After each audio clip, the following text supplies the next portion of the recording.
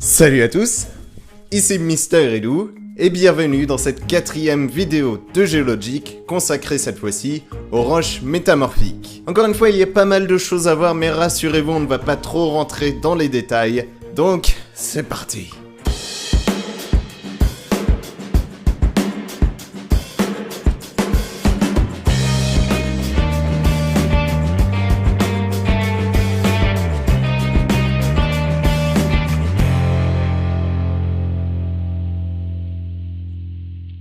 Comme je l'ai évoqué au cours de cette introduction, la frontière entre métamorphisme et diagénèse peut parfois être assez floue si on n'ajoute pas certains détails. Tout d'abord, et comme on a pu le voir au cours de la dernière vidéo, la diagénèse se limite à quelques mètres, voire quelques centaines de mètres de profondeur. Même les premiers kilomètres, c'est tout, pas plus. Mais c'est juste suffisant pour consolider les sédiments entre eux et transformer parfois localement les roches. Mais pourtant, rien ne change fondamentalement au cours de ce processus. On va juste transformer quelques minéraux par-ci par-là, mais dans l'ensemble, on aura globalement les mêmes sédiments. En revanche, quand on s'intéresse au métamorphisme, on s'intéresse ici à des pressions et à des températures beaucoup plus élevées. Et oui, il faut tout de même compter entre 100 et 1000 degrés en ce qui concerne la température, et jusqu'à 12 fois la pression atmosphérique. C'est juste gigantesque. Et donc, sur notre bonne vieille Terre, où est-ce qu'on trouve de telles conditions de pression et de température? Tout simplement sous terre. En ce qui concerne la température, elle va suivre ce qu'on appelle le gradient géothermique, qui augmente de 3 degrés lorsqu'on s'enfonce de 100 mètres. Et donc la pression augmente tout simplement du fait de la gravité et du poids des différentes masses de roches au-dessus. Donc dans de telles conditions de pression et de température, vous imaginez bien que nos roches ne sont plus du tout stables. Mais genre pas du tout. Surtout qu'en plus, elles ont déjà été fragilisées juste avant par la diagénèse, en ce qui concerne les roches sédimentaires. Et donc au fur et à mesure que ces différents paramètres augmentent, et donc que notre roche s'enfouit, elle va progressivement sortir de son domaine de stabilité. Et j'en profite pour faire une petite pause en ce qui concerne les domaines de stabilité. C'est très important. En géologie, tout comme dans d'autres domaines scientifiques, il existe 3 domaines de stabilité différents. Pour vous les représenter de façon très claire, imaginez simplement un rocher et une montagne. Il y a tout d'abord l'état instable, qui correspond au rocher au sommet de notre montagne. Vous voyez bien qu'un simple coup de vent suffirait à le faire tomber du sommet de cette montagne, et qu'à un moment ou à un autre, il va être déplacé avec très peu d'énergie. C'est pourquoi tout système généralement dans cet état ne le reste généralement pas très longtemps, puisque la nature aime bien tout remettre dans l'ordre. Il existe ensuite ce qu'on appelle l'état métastable, qui correspond dans notre cas à notre rocher sur notre flanc de montagne, qui est bloqué par des rochers ou des branches. Vous voyez bien que sans ces obstacles, le rocher continuerait sa route, sauf qu'ici, ils le retiennent plutôt bien, et donc que pour le déplacer, il faudrait encore plus d'énergie que pour l'état instable. Donc il faut plus d'énergie, mais vous voyez bien qu'il ne va pas rester ici éternellement dans tous les cas. Et il y a au final l'état stable, celui que la nature préfère par-dessus tout, et donc ici qui correspond à notre rocher au pied de notre montagne. Vous vous doutez qu'il faudrait énormément d'énergie, beaucoup plus que les deux autres états pour le déplacer, et que dans tous les cas, il est très bien à sa place, et rien ne le dérange. De façon générale, on retrouve l'ensemble des minéraux terrestres dans cet état. Après, il peut y avoir confusion avec l'état métastable, puisque tout est une question de temps. Prenez par exemple le diamant. On raconte très souvent que les diamants sont éternels. Ça, vous l'avez tous entendu. Et donc que potentiellement, à notre surface, là par exemple, si je mets un diamant, il est dans l'état stable. En fait, pas tout à fait, il se trouve même plutôt dans un état métastable. Du moins, si je le mets à la surface, parce qu'il a été formé en profondeur, dans d'autres conditions de pression et de température. Alors oui, il va peut-être se passer plusieurs dizaines, voire même des centaines d'années avant qu'on puisse voir certaines modifications, mais il n'est pas stable. Justement parce qu'il change au cours du temps. Mais revenons donc au métamorphisme. On parle donc ici de pression et de température extrêmement élevées, qui peuvent donc être potentiellement des sources d'énergie absolument gigantesques. Justement, les minéraux dits métastables vont demander énormément plus d'énergie pour se transformer entre guillemets, comparé à un minéral qui est instable. En fait, la transformation se traduit généralement par de la fusion, qu'elle soit partielle ou complète. On va donc faire fondre certains minéraux, ou du moins les moins stables dans les conditions imposées, ce qui va libérer certains éléments qui vont pouvoir se réassembler un peu plus loin en un autre type de minéral. Ou alors certains vont même être récupérés par d'autres minéraux et donc former ce qu'on appelle des zonations autour des minéraux. Voilà, là on a une belle zonation dans ce minéral, on voit bien son évolution de sa chimie. Et donc ces minéraux nouvellement formés vont être beaucoup plus stables dans ces conditions de pression et de température. C'est en quelque sorte de l'adaptation. Si on reprend l'exemple du diamant, qui n'est rien d'autre au niveau de sa structure que des atomes de carbone très bien agencés, ce qui fait d'ailleurs sa dureté. Il est donc stable dans des conditions de très haute température et très haute pression, Tout simplement parce qu'il se forme sous ces conditions. À partir du moment où il va être remonté par la surface, que ce soit par de la tectonique, du volcanisme, de l'hydrothermalisme, bref, on s'en fout, il remonte à la surface, et donc là il rend compte de toutes nouvelles conditions de pression et de température, c'est-à-dire les températures qu'on connaît habituellement à la surface de la Terre, et la pression atmosphérique. Et donc autant vous dire que ça fait quand même un sacré choc pour ce minéral. On vient de passer d'environ 800 degrés à 20 degrés, même pas, et d'une dizaine de bars à 1 bar. Ouais, ça fait un grand changement quand même. Il devient donc métastable, mais comme on l'a dit juste avant, sur l'échelle de la vie humaine, on va dire une centaine d'années, on va voir pratiquement aucune transformation au niveau de ce diamant. Et donc on va dire qu'il est stable. Mais non, pas tellement en fait. Parce qu'au niveau de la structure de ce minéral, on a des liaisons entre les carbones qui vont se briser, et donc petit à petit dénaturer et enlever la solidité spécifique à ce minéral. Tout ça pour donner au final du graphite.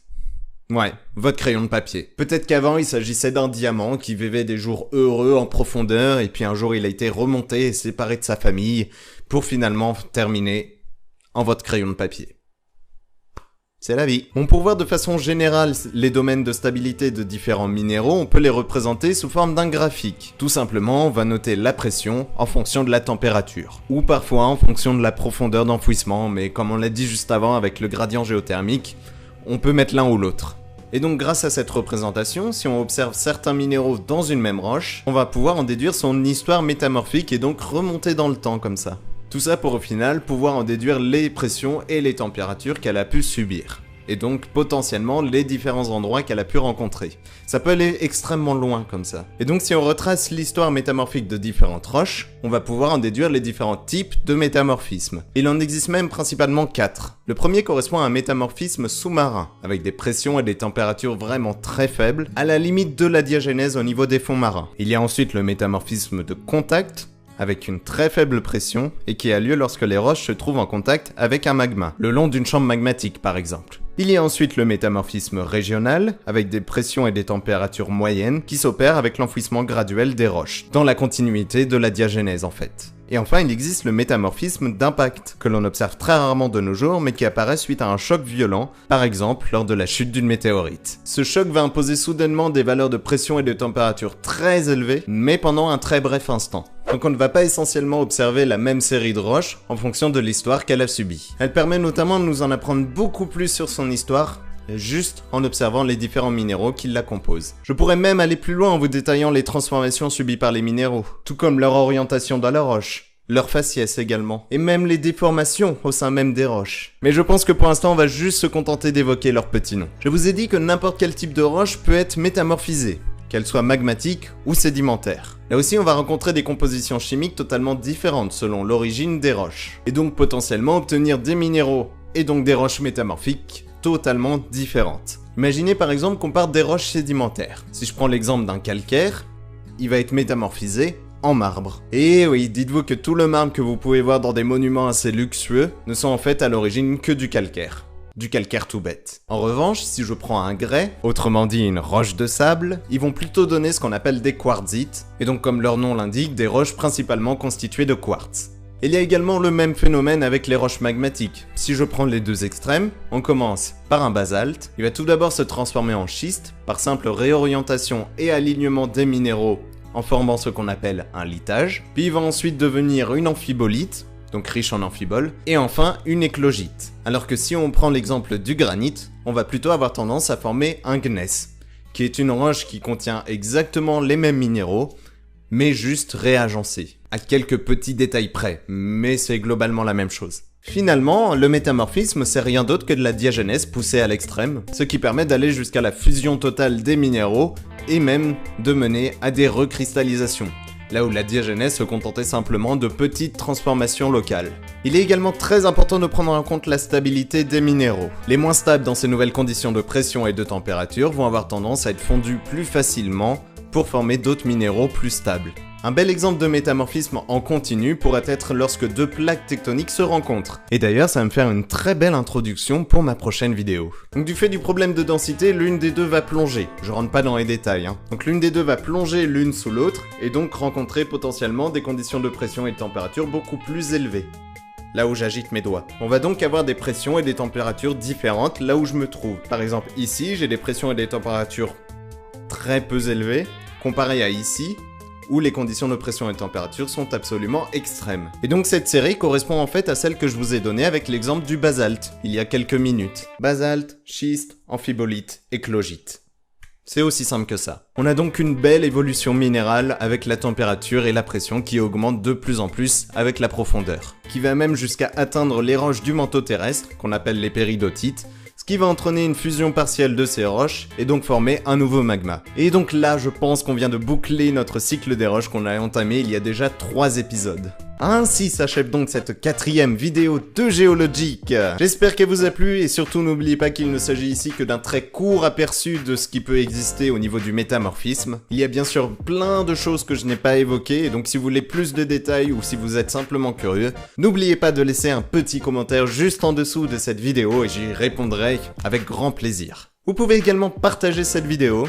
Ouais, c'est extrêmement important et ça prend que quelques secondes. Vous pouvez aussi l'aimer et aussi me retrouver sur les réseaux sociaux comme d'habitude. Facebook, Twitter, Instagram, Snapchat. Si jamais vous êtes trop timide pour poser votre question dans les commentaires, n'hésitez pas à m'envoyer un message privé.